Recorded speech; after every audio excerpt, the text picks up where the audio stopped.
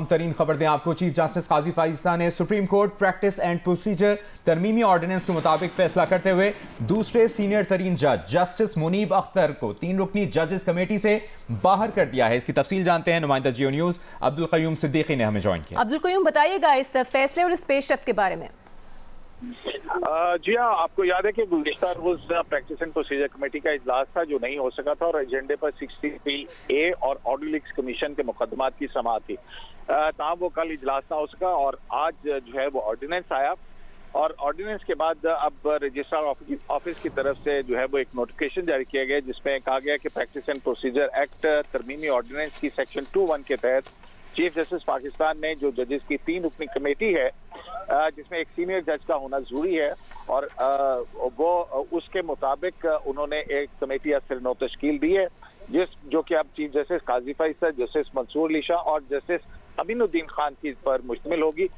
इससे पहले कमेटी में 3 सीनियर जज होते थे और जो जस्टिस मुनीब अख्तर हैं अब उनकी जगह जस्टिस अमीनुद्दीन खान जो हैं उनको प्रैक्टिस एंड प्रोसीजर कमेटी में शामिल किया गया है और हमारे ज़राए का ये कहना है कि प्रैक्टिस एंड प्रोसीजर कमेटी का सोमवार को इजलास जो है वो मुतवक्के है। जो गुज़िश्ता रोज की जो कमेटी जजेस कमेटी थी क्योंकि उसका हर जुमेरात को इजलास होता है तो उस जजेस कमेटी के एजेंडा के ऊपर जो है वो 63A का और ऑडियो लीक्स कमीशन के जो मुकदमात हैं उनकी समाअत के हवाले से बेंच तश्कील दिया जाना था। जी अब्दुल क़य्यूम सिद्दीकी हमें इस बारे में आगाह करें। इंतहाई अहम update. Chief justice Qazi Faez ने Supreme Court practice and procedure तरमीमी ऑर्डिनेंस के मुताबिक फैसला करते हुए दूसरे सीनियर तरीन जज जस्टिस मुनीब अख्तर को 3 रुकनी जजेस कमेटी से बाहर कर दिया है और अब्दुल क़य्यूम हमारे साथ ही मौजूद हैं। और अब्दुल क़य्यूम, इस बारे में भी एक बार फिर बताइएगा कि चीफ जस्टिस काजी फाइज़ ने जस्टिस अमीनुद्दीन खान को अब कमेटी रुकन नामजद किया है। अब्दुल क़य्यूम, आप हमें सुन पा रहे हैं? जी जी, हेलो क़य्यूम साहब, ये बताइएगा कि चीफ जस्टिस काजी फाइज़ ईसा ने जस्टिस अमीनुद्दीन खान को कमेटी का रुकन नामजद किया है, वो सीनियरिटी लिस्ट में कौन से नंबर पर थे? ये जस्टिस अमीनुद्दीन खान जो है वो सीनियरिटी लिस्ट में जस्टिस याहिया अफरीदी के बाद है, यानी कि 5वें नंबर पे हैं। वो मौजूदा जो सीनियरिटी लिस्ट है उसमें पहले नंबर पे जाहिर है कि चीफ जस्टिस पाकिस्तान है, जबकि दूसरे नंबर पर जस्टिस मंसूर अली शाह है, तीसरे पर जस्टिस मुनीब अख्तर, चौथे पर जस्टिस याहिया अफरीदी और 5वें पे जस्टिस अमीनुद्दीन खान जो है वो सीनियरिटी लिस्ट के अंदर उनका नंबर 5वां है। और ये प्रैक्टिस एंड प्रोसीजर तरमीमी ऑर्डिनेंस के जिस शिक के तहत ये फैसला किया गया है उस शिक के बारे में बताइएगा।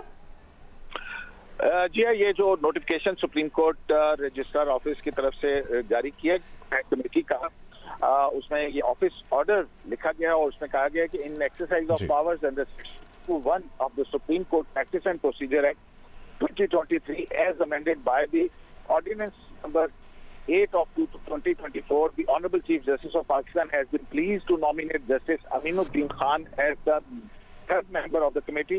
The committee stands constituted as under Justice Qazi Faisa, Chief Justice of Pakistan, Justice Mansoor Ali Shah, Senior Penal Judge, and Justice Aminuddin Khan, Honorable Judge. तो ये जो नोटिफिकेशन है इसके मुताबिक प्रैक्टिस एंड प्रोसीजर एक्ट के अंदर जो ordinance आया है इसी शिक के तहत जो है ये फैसला कर लिया गया है। बहुत शुक्रिया आपका अब्दुल क़य्यूम इस तफसील के लिए। लाहौर की ज़िला इंतजामिया ने PTI को जल्लो पार्क ग्राउंड में जलसे की इजाज़त दे दी है। ज़िला इंतजामिया ने 44 SOPs के साथ PTI को जलसे की इजाज़त दी जाएगी, लेकिन जलसे की जगह के तयन के लिए इंतजामी अफसरान की मुशावरत इस वक्त जारी है। आज़म मलिक हमारे साथ मौजूद है, उनसे बात करेंगे। आज़म, बताइएगा क्या मुशावरत हो रही है, किस जगह का तयन हो सकता है जलसे के लिए? आपको बताते हैं लाहौर की ज़िला इंतज़ामिया ने PTI को जल्लो पार्क ग्राउंड में जलसे की इजाज़त देने का ऐलान कर दिया है। ज़िला इंतज़ामिया ने 44 SOPs के साथ PTI को जलसे की इजाज़त दे दी है। नोटिफिकेशन के मुताबिक PTI का जलसा 21 सितंबर को दोपहर 2 बजे से शाम 5 बजे तक हो सकेगा, ये कहना है डिप्टी कमिश्नर लाहौर का। लाहौर की ज़िला इंतज़ामिया ने PTI को जल्लो पार्क ग्राउंड में जलसे की इजाज़त दे दी है। ज़िला इंतज़ामिया ने कुल 44 SOPs के साथ PTI को जलसे की इजाज़त दी है। एक बार फिर हमें ज्वाइन भी करेंगे हमारे नुमाइंदे और हमें अपडेट भी करेंगे। PTI का जलसा 21 सितंबर को होगा। PTI के सेनेटर अली जफर ने कहा है कि NOC हो या ना हो जलसा तो होगा। आईनी तरमीम की दूसरी कोशिश रोकने के लिए लाहौर जलसा जरूरी है। लाहौर हाई कोर्ट में गुफ्तगू करते हुए सेनेटर अली जफर ने कहा कि रात की तारीकी में चोरी छुपे आईनी तरमीम करने की पहली हुकूमती कोशिश नाकाम हो चुकी है।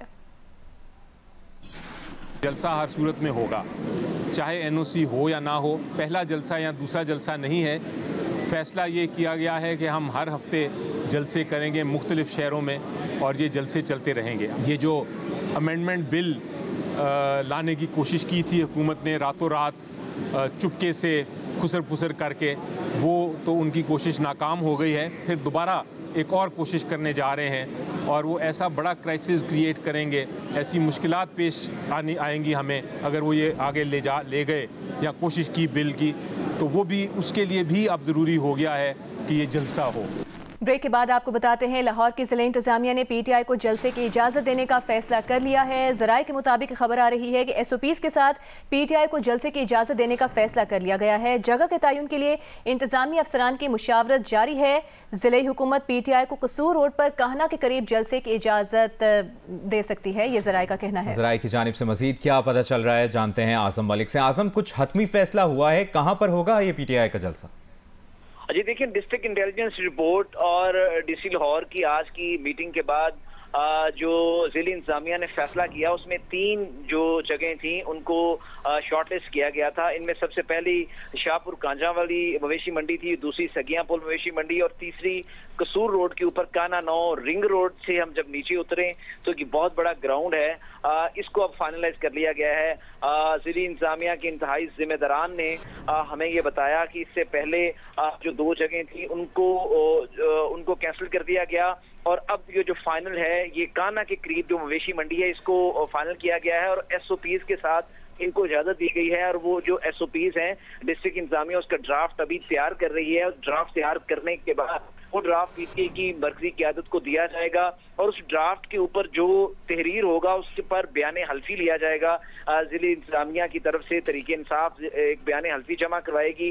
जिस तरह से आपको याद होगा इस्लामाबाद में तहरीक इंसाफ का जलसा हुआ था जिसके बाद लड़ाई झगड़ा शोर शराबा और ऐसी चीजें आई थी जिसके बाद FIRs हुई थी और उनकी मेंबर्स को गिरफ्तार किया गया था। इन चीजों से बचने के लिए और लाहौर की ट्रैफिक को रवां दवां रखने के लिए। अच्छा आज़म, अभी थोड़ी देर पहले एक नोटिफिकेशन जारी हुआ था जिसमें पीटीआई के जलसे से मुतालिक इजाजत देने के हवाले से कहा गया था कि जलो पार्क में इजाजत दी गई है, तो उसकी हकीकत क्या है उस नोटिफिकेशन की?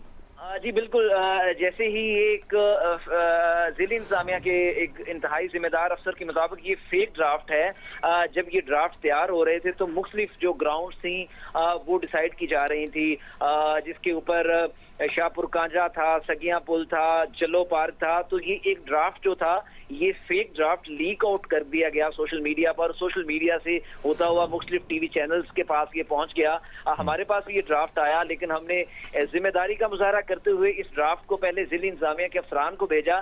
ज़िली इंतजामिया के अफसरान ने मेरे पास अभी भी वो रिकॉर्ड में मौजूद है जिसपे उन्होंने लिखा इनकरेक्ट फेक, यानी कि ये गलत है जो आपसे शेयर किया गया। तो इस ड्राफ्ट की हकीकत तो अच्छा आज़म ये भी बताइएगा, अब ये लाहौर की हुदूद के बाहर है कसूर रोड कहना के करीब जहां जलसे की इजाज़त दी गई है, क्योंकि पहले आपने ही बताया था कि लाहौर की हुदूद के बाहर ये फैसला करने जा रहे हैं। जी बिल्कुल, जैसे हमने पहले बताया था कि लाहौर की ये तकरीबन ये लाहौर कसूर रोड जो है ये लाहौर का एरिया है। फेज 9 जो डिफेंस का फेज 9 है उसके आसपास की जगह है। ये है तो लाहौर का इलाका लेकिन लाहौर से काफी बाहर है। यहाँ पर ज्यादा आमदोरफ्त नहीं होती, सिर्फ वही लोग जो कसूर रोड के ऊपर रहते हैं जिनका शहर से बाहर जाना होता है वो इस जगह पे हैं। लेकिन जो लाहौर का इंटीरियर सिटी है या जो लाहौर का जैसे माल रोड है, किनाल रोड है, ये उससे बाहर जब आप कसूर रोड से निकलते हुए काना की तरफ जाते हैं तो ये वहां पर एक खुली जगह है जहां पर मंडी लगाई जाती है ईद उल जुहा के दिनों में। तो उस जगह को फाइनल किया गया है ताकि ये लाहौर से बाहर हो, लाहौर की ट्रैफिक रवां दवा हो और लाहौर के अंदर कोई ऐसे इंतजाम ना करने पड़े जिससे इंतजामिया जो है वो उनको सख्त एक्शन करना पड़े। इसलिए इन जगहों का 3-4 जगहों में से एक जगह। आज़म ये बताइएगा, आपने बताया है कि मेन शहर से काफी दूर है ये कहना रोड, तो इसकी समत क्या है और 44 SOPs भी होंगे फिर तो मेन शहर से लोगों का वहां पर पहुंचना क्या मुश्किल होगा फिर? जी बिल्कुल ऐसे ही है। देखिए जिस तरह से मीनार पाकिस्तान को सील कर दिया गया कंटेनर्स लगाकर, अगर तो इंतजामिया आज रात लाहौर के आने और जाने दाखिली और खारजी रास्तों पर कंटेनर्स लगाती है फिर तो इससे तो साबित होगा कि लोगों को वहां पर पहुंचने में मुश्किलात होगी। लेकिन मैं बताऊं ये यकीनन लाहौर से लाहौर का ही एरिया है। लेकिन अगर हम इसको बात करें फिरोजपुर रोड लाहौर का एक बड़ा मशहूर जो जगह है फिरोजपुर रोड पर अगर हम चढ़ें कसूर की जानब, ये वो सड़क है जो सीधी कसूर की तरफ जा रही है, तो फिरोजपुर रोड पर जाते हुए हम जो है वो काना के करीब पहुंचते हैं और वहां से हम रिंग रोड के ऊपर चढ़ते हैं और आगे जाकर ये एक मवेशी मंडी आती है। ऐसा नहीं है कि आप लाहौर से जाने के लिए आपको बहुत लंबा चौड़ा सफर करना पड़ता है। लाहौर के अंदर तकरीबन 16-17 किलोमीटर जब हम फिरोजपुर रोड से निकलते हैं तो हमें ये मवेशी मंडी मिल जाती है। ईद के दिनों में लोग यहाँ पर जाते हैं, कुर्बानी के जानवर खरीदते हैं, तो इसी जगह का चुनाव किया गया है 40 SOPs के साथ। अब देखना अच्छा, जो ड्राफ्ट तैयार हो रहा है SOP से मुतालिक, क्या SOPs हो सकते हैं उसमें? देखिए, इसमें SOPs ये जो इस्लामाबाद जलसे के बाद जो SOPs बनाए गए थे उसमें ये था कि एक तो 8 बजे से पहले आपको हर सूरत में ये जलसा जो है खत्म करना पड़ेगा, और दूसरा ये होगा कि जो उसकी सिक्योरिटी है उसके इंतजाम आपको यकीनी बनाने होंगे। तीसरा जो खवातीन का इंक्लोजर है उसके इंतजाम तरीके इंसाफ को खुद से मैनेज करने होंगे। आपको पता है कि तरीके इंसाफ के जलसे में खवातीन के साथ अक्सर जो है वो बदतमीजी के वाकयात भी पेश आते हैं। इसके साथ साथ वहाँ पर जो है कोई नाखुशगवार वाक़े से बचने के लिए और जो ऐसे लोग ऐसी तकरीरें नहीं होंगी उस जलसे के अंदर जिससे अवाम में इश्तियाल फैलाया जाए। जैसे इस्लामाबाद जलसे के अंदर वज़ीर आला KP ने ऐसी तकरीर की जिसके बाद पूरे मुल्क में एक इश्तियाल फैला, तो ऐसे जो 40 SOPs हैं वो इनको दिए जाएंगे कि कोई भी ऐसी तकरीर नहीं की जाएगी जिससे अवाम के अंदर, अदलिया के अंदर या हमारे सिक्योरिटी अदारों के खिलाफ कोई बात की जाए। इन SOPs के बाद ही इनको बाकायदा वहां पर इजाजत दी जाएगी। अगर इन SOPs पर अमल ना करके इन्होंने कुछ जलसा किया तो फिर इनके ऊपर जाहिर है FIRs होंगी, जैसे इस्लामाबाद जलसे के बाद हुई। जी, बहुत शुक्रिया आपका आजम मलिक, आपने इस बारे में हमें आगाह किया।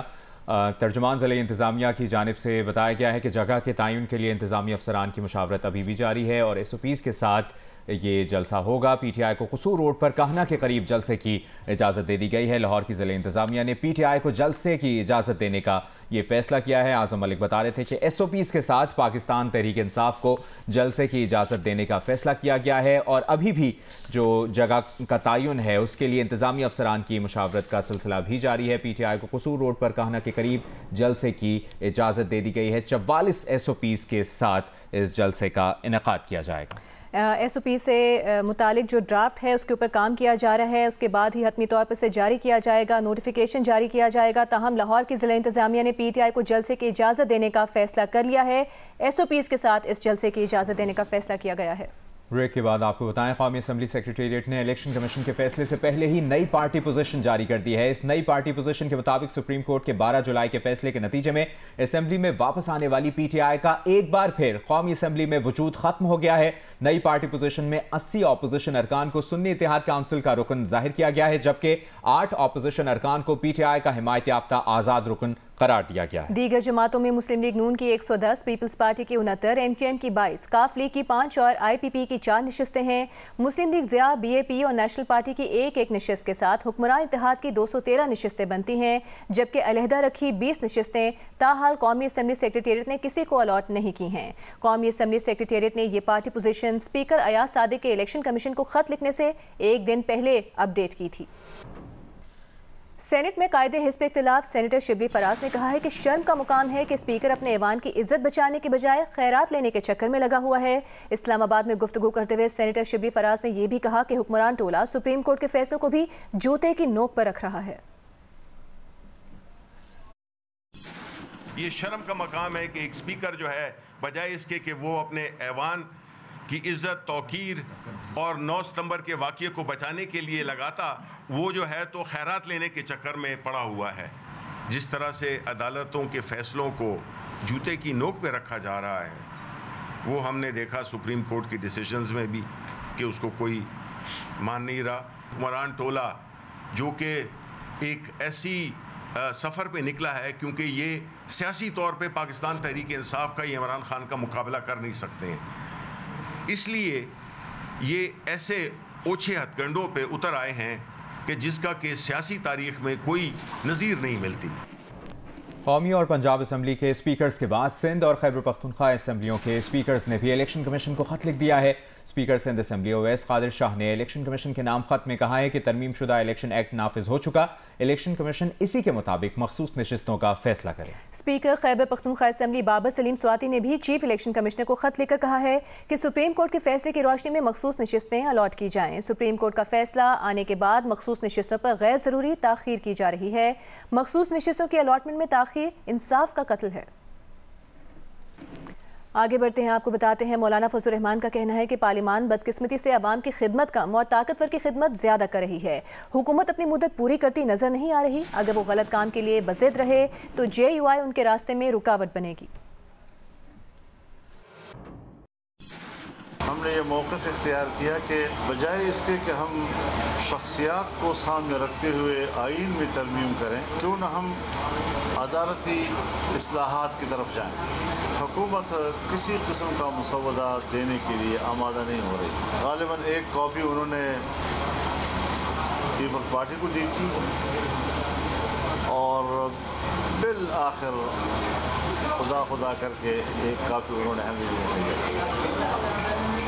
मैं यकीन से नहीं कह सकता कि उनकी कॉपी और हमारी कॉपी एक जैसे होगी या उसमें कुछ फ़र्क होगा। यहाँ पर हमें एक बदनीयती नज़र आई है कि कॉन्स्टिट्यूशनल कोर्ट की तजवीज़ कबूल करके भी वो अदालती ढांचा इस तरह तश्कील दे रहे थे कि मुखालिफिन की गर्दनज़दरी करे और अपने मफादात के लिए उसको इस्तेमाल करे। बात तो बाज़ दफ़ा अच्छी होती है, उसूलन हम उसकी हिमायत भी करते हैं, लेकिन इस मौके पर और इस तरह का करतब दिखाना, इसके पीछे नीयत क्या हो सकती है वो ज़रा आप खुद सोच लें। अगर वो गलत चीज़ पर मुसर हैं कि हमने गलत काम करना है और उसके लिए जहाँ से भी चाहें लोगों को तोड़ ताड़ के और मफादात की, तो फिर एक सौदागरी वाला एक काम होगा। अगर उन्होंने ऐसी हरकत की और हमने उस पर रद्द-ए-अमल दिया तो वो ऐसा नहीं कर सकते। क्या ये पार्लियामेंट वाकई आवाम की उमंगों की तर्जुमान है? मेरे ख्याल में नहीं। हम इस इलेक्शन के नताइज को तस्लीम नहीं करेंगे। हम इस असम्बली को आवाम का नुमाइंदा नहीं कहते, हम इस हुकूमत को आवाम का नुमाइंदा नहीं कहते और फौरी तौर पर हम दोबारा आम इंतखाबात का मुतालबा करते हैं। ये है हमारा बुनियादी उसूल। आप ये समझते हैं कि हुकूमत अपना टेन्योर पूरा कर लेगी? मेरा तो ख्याल ये नहीं है कि वो पूरा कर सकती है, कि बदकिस्मती से वो एक ऐसा किरदार अदा कर रही है जिसमें आवाम की खिदमत कम और ताकतवरों की खिदमत ज़्यादा है। वफाकी वज़ीर इत्तलाआत अतातार ने बताया है कि प्रैक्टिस एंड प्रोसीजर एक्ट में तरमीम के सदारती ऑर्डिनेंस की काबीना से मंजूरी सर्कुलर के जरिए ली गई है। अब ये नहीं होगा कि जो केस बाद में आए वो पहले सुना जाए। 63A की तशरीह से मुतालिक फैसले पर नजरसानी की दरखास्त अब तक नहीं सुनी गई है। इस ऑर्डिनेंस के बाद ये नहीं हो सकेगा कि बाद में आने वाला केस पहले सुन लिया जाए। प्रैक्टिस एंड प्रोसीजर्स एक्ट में ये मुनासिब समझा गया कि तरमीम की जाए। जो सुप्रीम कोर्ट के चीफ जस्टिस के सरबराही में एक कमेटी बनाई गई थी प्रैक्टिस एंड प्रोसीजर्स एक्ट के तहत, जिसमें यह तय किया गया था कि चीफ जस्टिस उसको हेड करेंगे और उनके साथ सीनियर प्यूनी जज और थर्ड सीनियर मोस्ट जज उसमें मौजूद होंगे और ये कमेटी केसेस को समाअत के लिए मुकर्रर करेगी। उसमें तब्दीली की गई है और चीफ जस्टिस इसकी सरबराही करेंगे, सीनियर प्यूनी जज इसके मेंबर होंगे और जो तीसरे रुकन है इस कमेटी के वो चीफ जस्टिस सुप्रीम कोर्ट के जजेस में से किसी एक को वक्तन फ़वक्तन जो है वो शामिल कर दिया करेंगे। इसकी वजह यह है कि अक्सर तीसरे मेंबर की अदम दस्तयाबी होती थी, प्रिंसिपल सीट पे मौजूद नहीं होते थे तो केसेस ताख़ीर का शिकार होते थे। और जिस तरह 63A का जो आइन को रीराइट किया गया वो रिव्यू आज तक पेंडिंग है, समाअत के लिए मुकर्रर नहीं किया जा सका, कमेटी का इत्तफाक ही नहीं हो सका।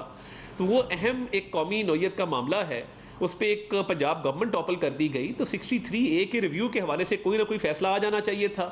वो आइन की बालादस्ती के लिए ज़रूरी है, पार्लियामान की बालादस्ती के लिए ज़रूरी है। बच्चों को पेट के अमराज से बचाने के लिए पेमरा और सिंध डी वार्मिंग इनिशिएटिव ने कराची के मकामी होटल में मीडिया सिंपोजियम का इनेकाद किया। वज़ीर सेहत डॉक्टर अज़रा पिशोह ने कहा कि डिवॉर्मिंग मुहिम के दौरान 23 से 28 सितंबर तक 5 से 14 साल के बच्चों को पेट के कीड़ों के खात्मे की गोलियां खिलाई जाएंगी।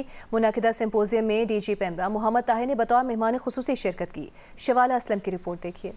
के कीड़े दूर, सेहत भरपूर। बच्चों को पेट के अमराज से बचाने के लिए Pakistan electronic media regulatory authority और पाकिस्तान डिवॉर्मिंग इनिशिएटिव की जानिब से कराची के मुकामी होटल में मीडिया सिंपोजियम का इनेकाद किया गया, जिसमें इलेक्ट्रॉनिक मीडिया को डिवॉर्मिंग मुहिम में अपना भरपूर किरदार अदा करने की जरूरत पर जोर दिया गया। वीडियो पैगाम में वजीर सेहत सिंध डॉक्टर अज़रा फसल पेचहू ने कहा कि सिंध के 47 अजला में 1 करोड़ 70 लाख बच्चे इस बीमारी का शिकार हैं। हम 60 लाख बच्चों को बचाव की गोलियां खिलाएंगे। कराची के डिस्ट्रिक्ट्स में ये डिवर्मिंग की कैंपेन चलेगी स्कूलों, मदरसों और घरों में।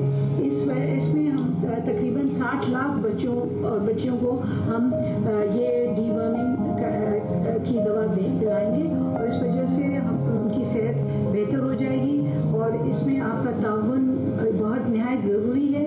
डीजी पैमरा मोहम्मद ताहिर ने कहा कि डिवॉर्मिंग फिगर में पाकिस्तान दुनिया के 10वें नंबर पर है। 2020 से पैमरा डिवॉर्मिंग के खात्मे के लिए अपना किरदार अदा कर रहा है। बच्चे छोटे हैं, उनको तो हम समझा नहीं सकते, उनको न डांट डपट के गोलियां तो ज़रूर खिला सकते हैं, लेकिन उनको उनकी हैबिट्स को चेंज करने के लिए उनके माओ को समझाना पड़ता है। तो ये मीडिया ही जो है वो हमारी आवाज़ बन के जा सकता है वहाँ तक और उनको समझा सकता है। सवाल और जवाब सेशन में माहिरीन सेहत, तालीम, केबल ऑपरेटर समेत दीगर शोबों से वाबस्ता शख्सियात ने डिवॉर्मिंग से मुतालिक सेहर हासिल गुफ्तगू भी की। कैमरामैन सबर रजा के साथ शवाला असलम, जियो न्यूज़, कराची। सुप्रीम कोर्ट में पब्लिक सेक्टर यूनिवर्सिटीज़ में वाइस चांसलर्स की तकर्रुर के केस की समाअत के दौरान चीफ जस्टिस और रेक्टर इस्लामी यूनिवर्सिटी समीना मलिक और उनके वकील के दरमियान तल्ख जुमलों का तबादला हुआ है। रेक्टर इस्लामी university Samina Malik wheel chair पर सुप्रीम कोर्ट में पेश हुई। इस्लामी यूनिवर्सिटी के वकील रेहान गोलड़ा ने कहा कि सिर्फ एक मीटिंग में शिरकत नहीं की, दीगर में ऑनलाइन शिरकत की थी, जिस पर चीफ जस्टिस ने सवाल किया कि क्या HEC का दफ्तर किसी दूसरे शहर में है जो ऑनलाइन शिरकत करनी थी। यूनिवर्सिटी में कितनी आसामियां खाली हैं, इसका जवाब दें। इस्लामी यूनिवर्सिटी के वकील ने कहा कि आपने यूनिवर्सिटी बोर्ड इजलास में बतौर रुकन भी ये सवाल पूछा था, वहाँ भी जवाब दिया था कि और आज अदालत में भी वही जवाब दे देता हूँ। वकील इस्लामी यूनिवर्सिटी ने कहा कि आपने इल्ज़ाम लगाया था मेडिकल सर्टिफिकेट जाली है, जिस पर चीफ जस्टिस ने कहा कि हम खामोश हैं, इसका ये मतलब नहीं कि आप बदतमीजी करें। चीफ जस्टिस की हिदायत पर वकील को पुलिस एहलकारों ने रोशन से हटा दिया। चीफ जस्टिस ने कहा कि डॉक्टर समीना मीडिया के करीब क्या कर रही हैं, उन्हें यहाँ बुलाएं। चीफ जस्टिस ने कहा कि आप इजलासों में शिरकत क्यों नहीं करती। समीना मलिक ने जवाब दिया कि मैं दवाई के असर में हूँ, कुछ वक्त दें, सवालात के जवाब दे दूंगी। जिस पर चीफ जस्टिस ने कहा कि आपने ड्रामा करना है तो यहाँ से चली जाएं। चीफ जस्टिस ने रेक्टर समीना मलिक को कमरा अदालत से जाने की हिदायत कर दी। समीना मलिक की कमरा अदालत से रवानगी के साथ सहाफ़ियों के भी कमरा अदालत से बाहर आने पर चीफ जस्टिस बरहम। 3-4 किराए के सहाफ़ी जाकर गालियां देना शुरू कर देंगे। सबसे आसान काम चीफ जस्टिस को गालियां देना है, ये भी कहा चीफ जस्टिस ने रिमार्क्स देते हुए। और सवाल रखा कि पूरे पाकिस्तान में एक ही खातून मिली है जो हर वक्त बीमार रहती है। अगर रेक्टर समीना मलिक बीमार हैं, काम नहीं कर सकती तो ओहदा छोड़ दें। इस्लामिक यूनिवर्सिटी के वकील ने चीफ जस्टिस काजी फाइज़ा पर एतराज़ कर दिया। आपने बतौर बोर्ड रुकन इजलास में ये सारे सवालात पूछे थे। ये इस्लामी यूनिवर्सिटी के वकील ने मौक़िफ़ अपनाया। ICC इंस्पेक्शन टीम ने चैंपियंस ट्रॉफी के लिए कराची और रावलपिंडी में इंतजामात पर इत्मीनान का इजहार किया है। इस्लामाबाद में मेहमान वफ्द ने चेयरमैन PCB मोहसिन नकवी से मुलाकात की और अगले साल होने वाले इवेंट की तैयारियों पर तफसीली तौर पर तबादला ख्याल किया। मोहसिन नकवी ने वफ्द को चैंपियंस ट्रॉफी के लिए आलमी मयार के इंतजामात की यकीन दहानी कराई। चेयरमैन PCB मोहसिन नकवी ने ICC के वफ्द से इस्लामाबाद में मुलाकात की, जिसमें ICC चैंपियंस ट्रॉफी 2025 की तैयारियों पर तफसीली गुफ्तगू हुई। ICC के वफ्द ने कराची और रावलपिंडी में किए जाने वाले इंतजामात पर इत्मीनान का इजहार किया और सिक्योरिटी इंतजामात को भी तसल्ली बख्श करार दिया। चेयरमैन PCB मोहसिन नकवी ने वफ्द को चैंपियंस ट्रॉफी के लिए आलमी मेयार के इंतजामात यकीन दहानी कराई। उनका कहना है कि स्टेडियम्स की अपग्रेडेशन का काम हर सूरत चैंपियंस ट्रॉफी टूर्नामेंट से कबल मुकम्मल कर लिया जाएगा। तमाम टीमों के लिए फुल प्रूफ सिक्योरिटी इंतजामात किए जाएंगे। जितना बड़ा टूर्नामेंट है उसके मुताबिक इंतजामात को हतमी शक्ल दे रहे हैं। वफ्द में ICC की senior manager event Sarah Edgar, Champions Trophy event lead on Mohammad Zaidi, general manager Mohsin Khan, general manager Wasim Khan, security manager David Masker, broadcaster consultant Mansoor Manj शामिल हैं। Punjab inter division dodge ball championship Lahore में शुरू हो गई है। खिलाड़ियों का कहना है कि गली मोहल्लों में खेला जाने वाला खेल अब जदीद अंदाज में खेला जाता है, लेकिन जोश व खरोश और मज़ा वही है। Punjab inter division dodge ball championship की इफ्तिताही तकरीब के मेहमान खुसूसी DG स्पोर्ट्स पंजाब परवेज इकबाल थे। निश्तर पार्क स्पोर्ट्स कॉम्प्लेक्स में खेली जाने वाली चैंपियनशिप में 8 डिवीजनल टीमें हिस्सा ले रही हैं। पंजाब की सतह पर पहली मरतबा इवेंट का इनेकाद किया गया है। मुंतज़मीन का कहना है कि जल्द कौमी सतह पर भी इवेंट का इनेकाद होगा।